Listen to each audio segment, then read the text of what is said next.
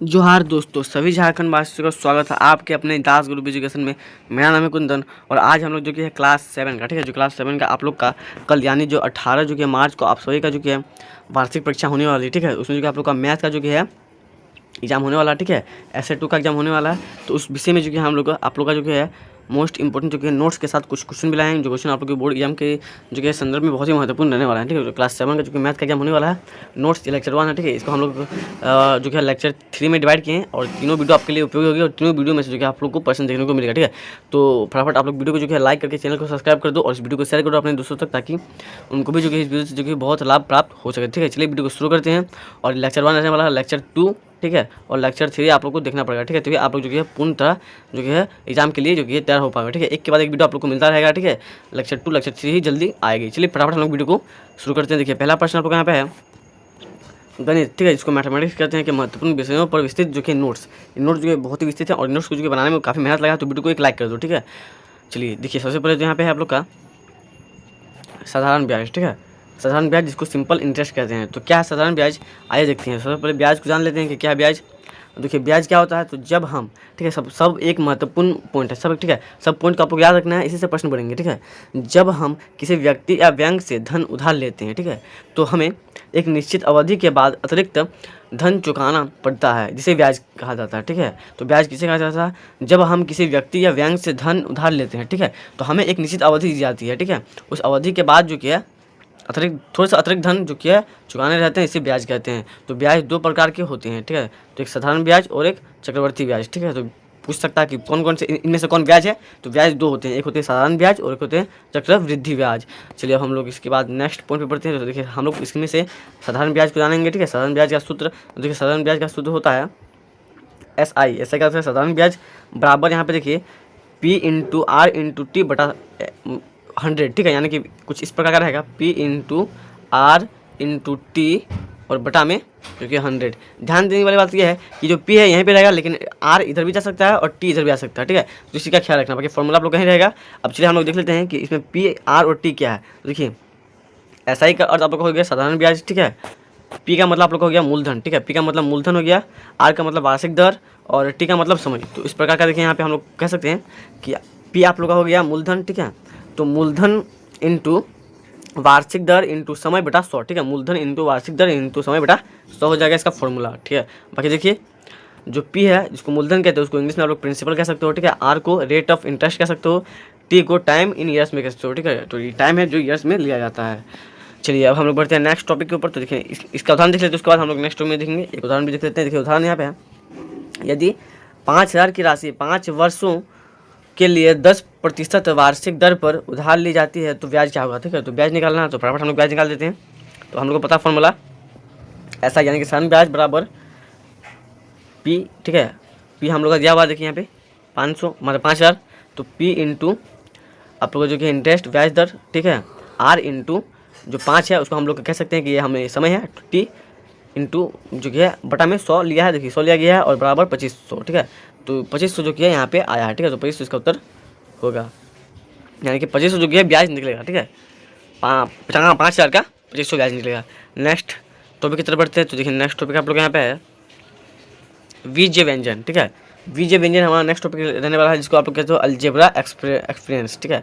Algebra experience, सबसे पहले इसकी परिभाषा देखते हैं।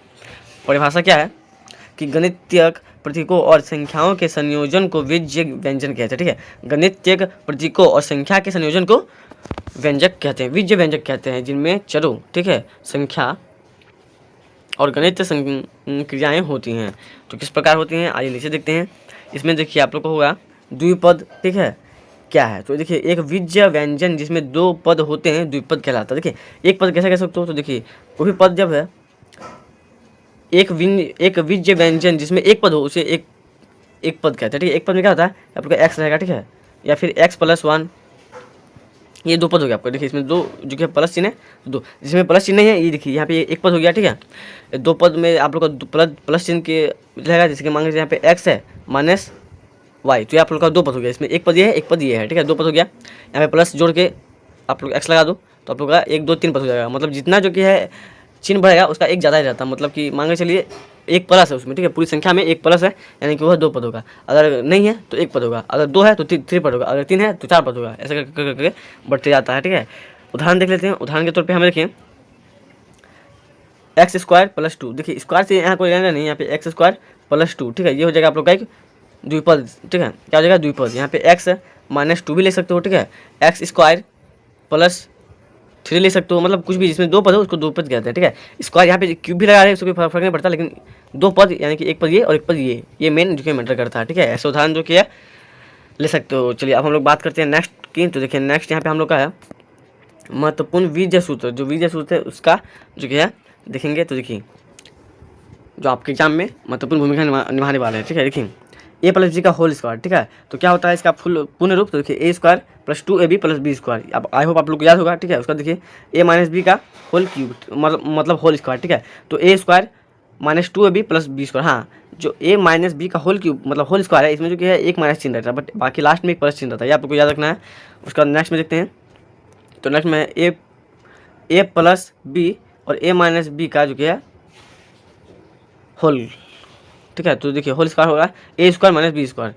आप इस लोग इसको ए स्क्वायर माइनस बी स्क्वायर के रूप में लिख सकते हो। इस जो कि है प्रकार का यह सजेगा। चलिए अब हम लोग बढ़ते हैं नेक्स्ट में। तो नेक्स्ट में देखिए हम लोग का टॉपिक है समीकरण, जो आपको इक्वेशन भी कहता है, ठीक है, इंग्लिश से इक्वेशन कहता हूँ, इसका अर्थ होता है इक्वेशन यानी कि समीकरण। तो समीकरण क्या है, तो समीकरण को हम लोग जानते हैं। तो देखिए जब किसी बीज व्यंजन में, ठीक है, बराबर का चिन्ह, इसको समानता का चिन्ह या बराबर का चिन्ह कह सकते हो, बराबर का चिन्ह होता है हो तो उसे समीकरण कहते हैं।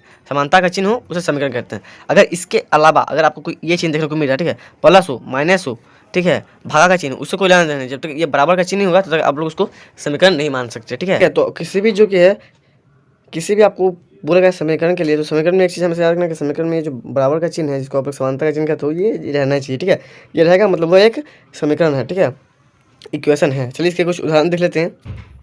तो देख सकते हो पहला हो गया आप लोग का x प्लस 20 बराबर 50, ठीक है, यहाँ पे इसको क्या होगा, क्योंकि देखिए यहाँ पे x प्लस 20 है, ठीक है, और बराबर में जो कि 50 का चिन्ह है, तो यहाँ पे देखिए बराबर का चिन्ह आ रहा है, मतलब ये एक इक्वेशन हुआ, ठीक है, यानी कि ये एक क्या कह सकते हो समीकरण हुआ, ठीक है। अब इसको आप लोग हल भी कर सकते हो। तो x का मान जो कि है 20, देखो 20 उधर जाएगा, ठीक है, 20 जब उधर चल जाएगा तो माइनस में हो जाएगा, ठीक है, यानी कि x बराबर हो जाएगा आप लोग का 50, इसको ऊपर कर लेते हैं, 50 माइनस 20, ठीक है, बराबर में आप लोग का 30 हो जाएगा, यानी कि x का मान आप लोग का 30 निकल जाएगा। तो इस प्रकार आप लोग जो हल भी कर सकते हो, ठीक है। ऐसे क्वेश्चन भी आपको देखने को मिलेंगे आपकी जो है एग्जाम में। चलिए अब हम लोग कुछ और उदाहरण देख लेते हैं। देखिए एक और उदाहरण है x प्लस 15 बराबर 20 का, ठीक है, ये भी इंपॉर्टेंट उदाहरण है, इसको भी आप लोग याद कर लीजिएगा। तो इसका जो कि है हल आप लोग कैसे निकाल सकते हो, तो देखिए यहाँ पे निकाल के दिखाया गया है, ठीक है, देखो x प्लस 15 बराबर 20 है, ठीक है। उसके बाद देखिए जो कोई भी संख्या वाला चिन्ह, देखिए यहाँ पे प्लस वाला चिन्ह है, तो इसे जाने के बाद माइनस हो गया, ठीक है, देखिए इधर जो 15 है वो प्लस में है, लेकिन इधर आने के बाद माइनस में हो गया, ठीक है, और वहीं पे अगर माइनस में रहता तो इधर आने के बाद प्लस में हो जाता है। इस चीज़ का आप लोग को बेशक ध्यान रखना कि जो बराबर समानता का चिन्ह है, अगर प्लस इधर है तो इधर माइनस में हो जाएगा, और अगर इधर माइनस है तो इधर जो कि वो प्लस में हो जाएगा, और इधर अगर गुना के रूप में है तो इधर हो जाएगा आप लोग का भागा के रूप में, ठीक है, और इधर अगर भागा के रूप में है तो इधर आप लोग का गुना के रूप में हो जाएगा। इंपॉर्टेंट है, इसको आप लोग इसे सोच ले सकते हो या फिर याद कर सकते हो। चलिए तो देखिए इस समीकरण का मान हमें x का मान 5 निकल गया, ठीक है, 15 जो कि है इधर आ चुका है, तो 20 में से 15 जो कि चल जाएगा तो 5 बचेगा, यानी कि x का मान हम लोग 5 ले सकते हैं। अब बढ़ते हैं नेक्स्ट की तरफ। तो देखिए समीकरण, ठीक है, समीकरण हल करने की विधियाँ, तो कितनी विधियाँ, तो ऐसे तो विधियाँ बहुत है, लेकिन जो प्रमुख विधि हैं उसको कह सकते हो प्रतिस्थापन विधि, ठीक है, समीकरण संतुलन विधि और हटाव विधि, विलोपन विधि, बहुत सारे विधि हैं जो आप लोग 8, 9, 10 में पढ़ोगे, ठीक है।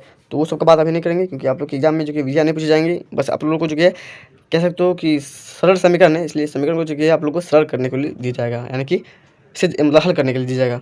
नेक्स्ट की तरफ बढ़ते हैं।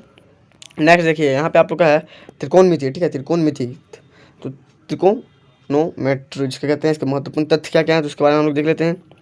कोनों के प्रकार, तो सबसे पहले यहाँ पे देखिए समकोण, जिसको राइट एंगल कहते हैं इंग्लिश से, ये समकोण होता है। समकोण जो कि है वो कुछ इस प्रकार का रहता है, ठीक है, समकोण जो है वो आपका कुछ इस प्रकार का रहेगा। और इसमें एक चीज़ ध्यान देने वाली बात है कि इसमें जो कि ये एंगल हमेशा 90 डिग्री का बनाता है कोण, ठीक है, ये जो कि हमेशा 90 का रहता है। तो ये चीज़ आप लोग को याद रखना है कि पूछ सकता है कि समकोण जो है वो कैसा कोण होता है, ठीक है, तो वो 90 डिग्री का कोण होता है। बाकी इसका जो कि है यहाँ पे एक कोण होता है और यहाँ पे कोण होता है, ठीक है। तो समकोण को जो कि है 90 डिग्री का कोण होता है, और बाकी जो दो कोण है वो कुछ भी हो सकते हैं, एक्स चर वाई चर मान सकते हो, यानी कि इनका कोई फिक्स वैल्यू नहीं रहता है, चल रहते हैं। ये हो सकता है इसका मान 45 हो तो इसका भी मान 45 होगा, इसका मान 50 हो इसका मान हो सकता है कि आपका 40 होगा, ठीक है। इसका मान हो सकता है 60 हो, इसका मान 30 हो, तो मतलब कोई भी वैल्यूएशन नहीं होता है, दोनों का मान अलग अलग रहता है, ठीक है।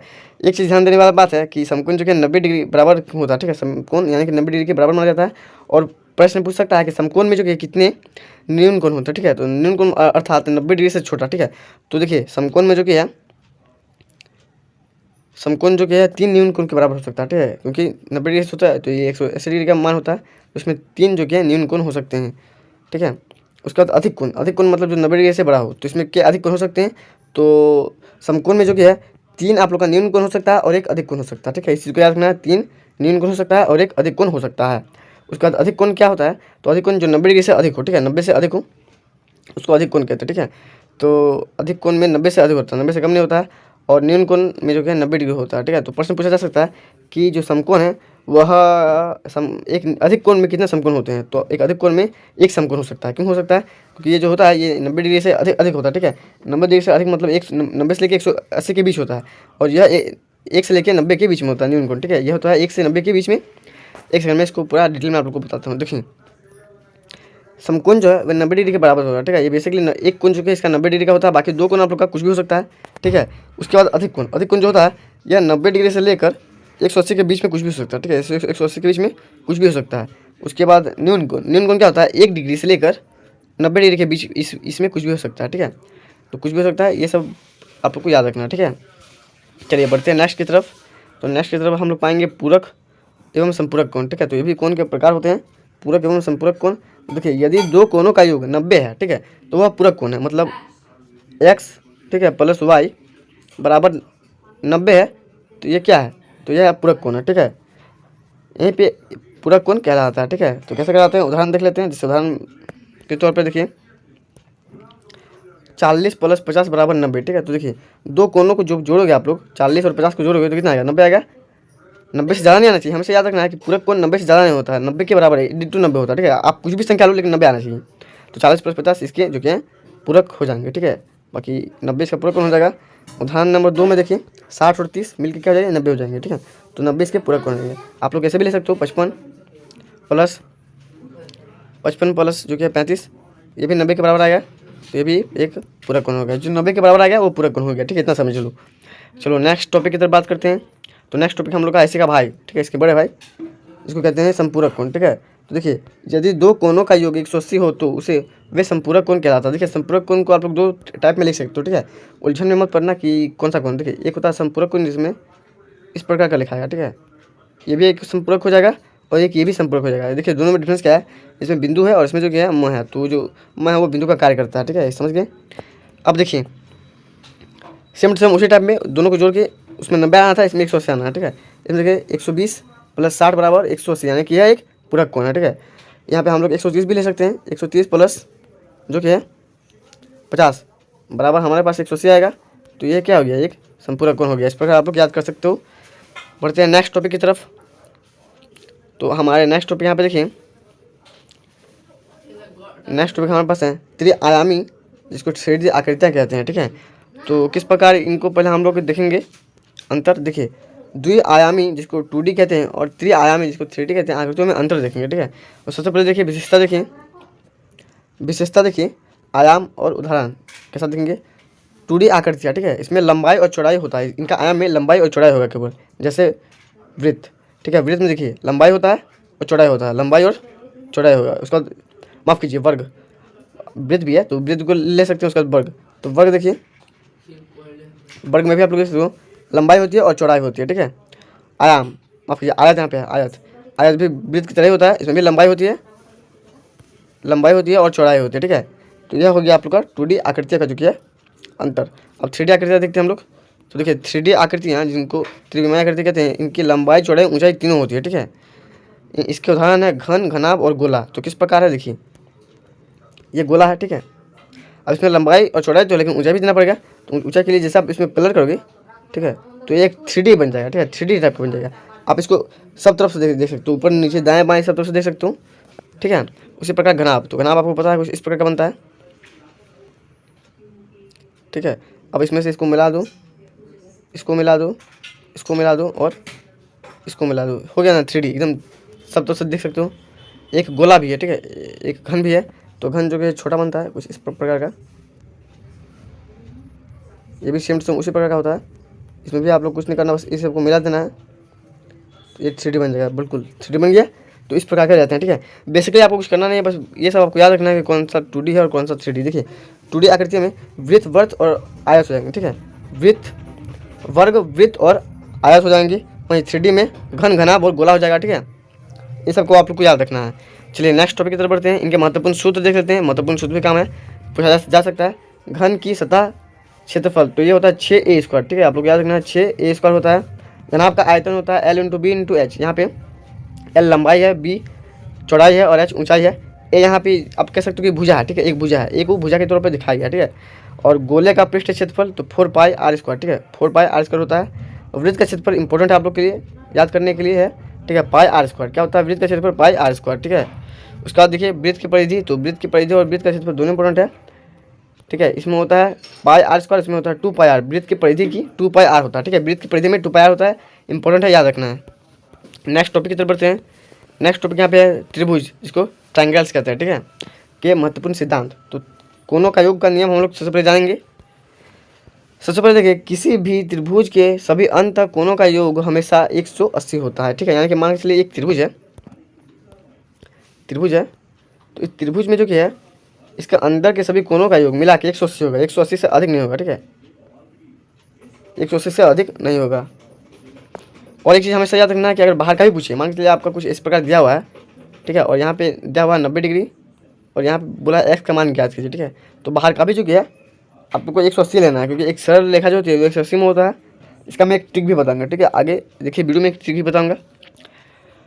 उसके बाद देखिए यहाँ पे उदाहरण दिया है, यदि किसी त्रिभुज के दो कोण 50 और 60 हो तो तीसरा कोण होगा।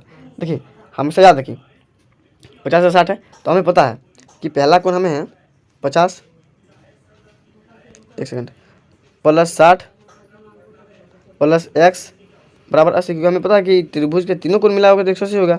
अब दोनों को जोड़ दो तो 110 हो जाएगा, प्लस x का x ही रहेगा बराबर 180। अब हम लोग ये समीकरण बन गया, ये हम लोग का समीकरण बन गया। अब इसको समीकरण के रूप में हल करेंगे। x बराबर 180 लिख सकते हैं हम लोग, और इसमें हम लोग 110 माइनस करेंगे तो हमारे पास 70 आएगा, यानी कि x का मान 70, यानी कि जो हमारा तीसरा कोण होगा वो 70 होगा। एक चीज़ यहाँ पे नोट देने वाली है कि जो त्रिभुज होता है तो त्रिभुज के दोनों कोनों का योग तीसरे कोण से अधिक होता है, ठीक है। त्रिभुज के जो दो कोण हैं उनका योग जो है तीसरे से अधिक होता है। तो ये चीज़ आप लोग को याद रखना है, दो कोनों का योग जो है वो तीसरे से अधिक होना चाहिए। ये नहीं कि इसका 40 और इसका 40 80 और इसका आप लोग ले लो 90, तो ऐसा नहीं होगा। दोनों का जो है इससे तीसरा से अधिक होता है, ठीक है। यानी कि आप लोग का ये 50 है और ये 50 है, 100 है, तो ये 80 होगा, ठीक है। यानी कि दोनों का योग जो है इससे अधिक होगा। 50 100 हो गया, यानी कि जो तीसरा है उससे अधिक है। तीसरा से दोनों कोनों का योग जो कि अधिक होना चाहिए, ठीक है। तो त्रिभुज के दो कोनों का योग तीसरे कोण से अधिक होता है। उसके बाद यहाँ पे देखिए उसी चीज़ को यहाँ पे देखिए दर्शाया गया है उदाहरण को। अब देखिए क्या है कि समबाहु त्रिभुज के बारे में। तो समबाहु त्रिभुज क्या होता है तो इसको भी हम लोग देखेंगे, ठीक है। तो प्रति एक कोण का मान 60 डिग्री होता है। देखिए समबाहु त्रिभुज क्या होता है, बेसिकली वो कुछ इस प्रकार का होता है, ठीक है। और उसके जो सभी त्रिभुज होते हैं, सभी जो कोणों का मान होता है वो अलग अलग होता है। समबाहु त्रिभुज के सभी जो कोणों का मान होता है, माफ़ कीजिए, एक ही होता है, ठीक है। ये भी 60, ये भी 60, ये भी 60, यानी कि सब मिला के क्या था 60 60 120 और 60 180 180। और आपको पता कि त्रिभुज के तीनों कोण का मान 180 होता है। तो इस प्रकार जो समबाहु त्रिभुज है उसके प्रत्येक कोण का मान 60 डिग्री होता है, यानी कि समबाहु त्रिभुज का सभी कोणों का मान जो कि है समान होता है, अलग अलग नहीं होता, ठीक है, समान होता है। बाकी समकोण देखते हैं, तो समकोण में क्या गुण है कि समकोण त्रिभुज में एक कोण का मान 90 होता है और दो कोण अचर होते हैं, यानी कि एक्स वाई होते हैं, यानी कि उनका मान कुछ भी हो सकता है। जैसे मैंने आपको बताया, ठीक है, केवल उसमें सिर्फ एक ही कोण है जो 90 का रहता है, कुछ इस प्रकार का होता है। इसमें एक कोण 90 का रहेगा, ये 90 का रहेगा, ठीक है। बाकी ये दोनों का मान कुछ भी आप लोग का दे सकता है, ठीक है, इससे कोई डिफरेंट नहीं होता है। चलिए बढ़ते हैं नेक्स्ट में हम लोग का पाइथागोरस प्रमेय के बारे में जानेंगे। समकोण पाइथागोरस, देखिए हमेशा प्रश्न पूछेगा कि समकोण का सूत्र है, तो समकोण का सूत्र हमेशा आपको बताना पाइथागोरस प्रमेय है, ठीक है। जो पाइथागोरस प्रमेय है वो समकोण के लिए केवल लागू होता है, ठीक है, और किसी त्रिभुज में लागू नहीं होगा, वो केवल और केवल समकोण त्रिभुज में लागू होगा, क्योंकि इसका एक जो कोण है वो 90 डिग्री का होता है, इसलिए। तो बहुत सारे गुण हैं, इसको आप याद कर सकते हो। देखिए इसका फॉर्मूला आप लोग का है कर्ण स्क्वायर इज इक्वल टू आधार स्क्वायर प्लस ऊंचाई स्क्वायर, ठीक है। यानी कि एच स्क्वायर, इसको इंग्लिश में लिख सकते हो एच स्क्वायर बराबर, ठीक है, पी स्क्वायर, ठीक है, प्लस बी स्क्वायर। तो ये जो कि आप लोग का पाइथागोरस प्रमेय में याद कर सकते हो। ये जो कि है आप लोग को याद करना है, ये आप लोग को सभी जो कि है क्लासों में इंपॉर्टेंट भूमिका निभाएगा। 8, 9, 10, 11, 12 तक की जो कि है फॉर्मूला आप लोग का पीछे नहीं छोड़ेगा, तो इसको आप लोग याद कर लेना, ठीक है। कर्ण स्क्वायर बराबर आधा स्क्वायर प्लस ऊंचाई स्क्वायर, ठीक है, इसका फॉर्मूला हो जाएगा। पढ़ते हैं नेक्स्ट जो कि है उदाहरण की तरफ। तो इसका एक उदाहरण देख लेते हैं। देखिए आप लोग को आधार और ऊंचाई दिया है, तो क्या करना है, कर्ण स्क्वायर निकालना है, ठीक है। तो देखिए 3 दिया है, तो 3 का स्क्वायर प्लस 4 का स्क्वायर बराबर 9 + 16 बराबर 25, यानी कि कर्ण आप लोग का कितना निकल गया, 25। तो 25 का वर्ग होता है 5, ठीक है। 25 को आप लोग किससे काटोगे, तो 25 जो है 5 से पूर्णतः कट जा रहा है। तो देखिए 5 का 2 ग्रुप निकल गया, यानी कि अंदर रूट में हम लोग 2 को जब भी रखते हैं तो यह 1 हो जाता है, बराबर में 1 5 निकलता है। तो 5 सेंटीमीटर हम लोग का उत्तर हो जाएगा, ठीक है। यहाँ से 5 सेंटीमीटर हम लोग उत्तर ले सकते हैं। अब हम लोग चलते हैं गणित में आंकड़ों का महत्व, ठीक है। गणित में आंकड़ों का क्या महत्व है, इसको हम लोग जानेंगे। तो देखिए प्राथमिक और द्वितीय आंकड़े, ठीक है। प्राथमिक आंकड़े वे आंकड़े जो किसी व्यक्ति या संगठन द्वारा स्वयं एकत्रित किए जाते हैं, ठीक है, उन्हें प्राथमिक आंकड़े कहते हैं। वे आंकड़े जो किसी व्यक्ति या संगठन द्वारा स्वयं एकत्रित किए जाते हैं उन्हें प्राथमिक आंकड़े कहते हैं। वहीं द्वितीय आंकड़े क्या कहते हैं, तो द्वितीय आंकड़े वे आंकड़े जो पहले से प्रकाशित या संग्रहित होते हैं, जो पहले से प्रकाशित या संग्रहित होते हैं, ठीक है। उनको जो है कुछ करने की आवश्यकता नहीं होती, कुछ छेड़छाड़ की आवश्यकता नहीं होती, उन्हें द्वितीय आंकड़े कहते हैं। उदाहरण देखते हैं। किसी स्कूल में छात्रों की उपस्थिति, ठीक है, प्राथमिक आंकड़े हैं, क्योंकि देखिए वहाँ पे जो छात्र हैं वो तो बच्चे से उनको गिनना पड़ेगा कि नहीं, संगठन द्वारा जो कि बच्चे से गिनना पड़ेगा। और वहीं द्वितीय का उदाहरण देखते हैं। सरकारी रिपोर्ट से लिया गया जनसंख्या आंकड़ा द्वितीय आंकड़ा होता है, क्योंकि इसमें देखिए आप उसकी जो कि है गणना नहीं कर सकते, ठीक है। क्यों नहीं कर सकते, क्योंकि वो जो कि विशाल रूप में होता है, ठीक है, वो एक संग्रहित प्रकाशित रूप में होता है, उसको प्रकाशित कर दिया जाता है, ठीक है। तो द्वितीय आंकड़ा कहते हैं, सरकार द्वारा प्रकाशित या किसी कंपनी द्वारा प्रकाशित। तो यह था हम लोग का जो कि मोस्ट इंपॉर्टेंट लेक्चर 1 में, ठीक है। लेक्चर 2 और लेक्चर 3 दिखेगा, इसमें भी जो कि आप लोग मोस्ट इंपॉर्टेंट जो कि है आप लोग के सामने जो कि है लाएंगे, ठीक है। इसमें हम लोग बेसिक आप लोग का चैप्टर से ही जो कि है कुछ टॉपिक का जो कि उदाहरण सहित लिया गया, इसमें से प्रश्न आने की संभावना है, इसलिए क्योंकि ये सभी जो कि 2020 से लेकर 2024 के कुछ प्रश्न थे, उन सभी प्रश्न के आधार पर सभी टॉपिक से जो कि प्रश्न आते हैं बार बार, इसलिए इन सभी टॉपिक को लिया गया है। अब हम लोग निष्कर्ष क्या निकाल सकते हैं कि गणित केवल संख्या और समीकरण का खेल नहीं है, बल्कि यह तर्क, विश्लेषण और समस्या समाधान की एक सशक्त भाषा है, ठीक है।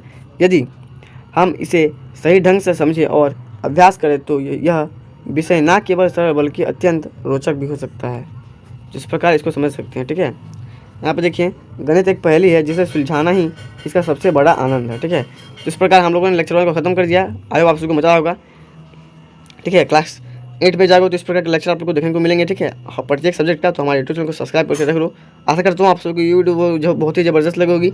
ऐसे और महत्वपूर्ण वीडियो के लिए हमारे यूट्यूब चैनल को सब्सक्राइब करना ना भूलें। मिलते हैं नेक्स्ट वीडियो में, तब तक के लिए जय हिंद।